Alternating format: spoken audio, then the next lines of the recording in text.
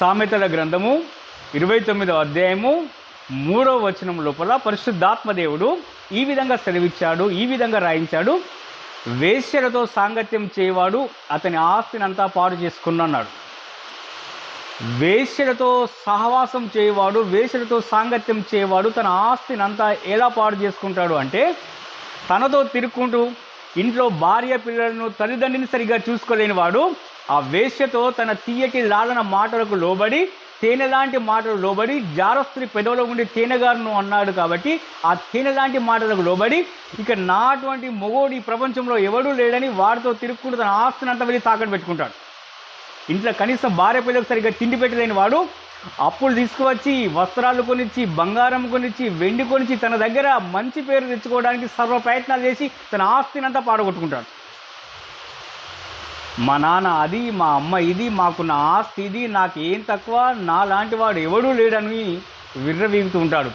చివరికి వేశ్యలతో సాంగత్యం చేయడానికి రొట్టె తునుక మాత్రమే మిగిలి అన్నాడు. ఇక ఏమీ మిగిలి ఉండదు. చివరికి గిన్నె బొవెల్.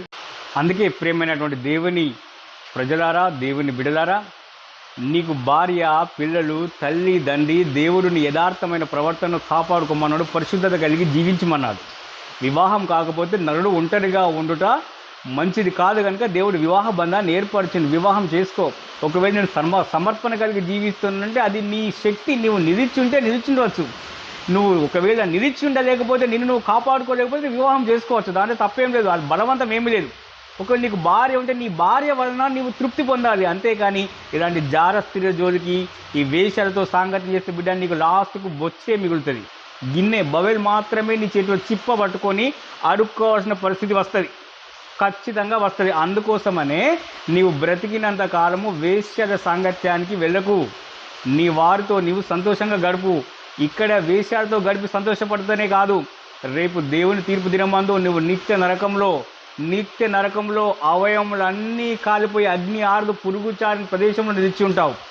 బహు జాగ్రత్త కలిగి ఇప్పటికైనా నీ తప్పును నువ్వు తెలుసుకొని పశ్చాత్తాపపడి యథార్థమైన మనస్సు కలిగి ముందుకు నడువు. దేవుని యొక్క కృప నీకు తోడై నడిపించునుగాక. Amen, amen, amen.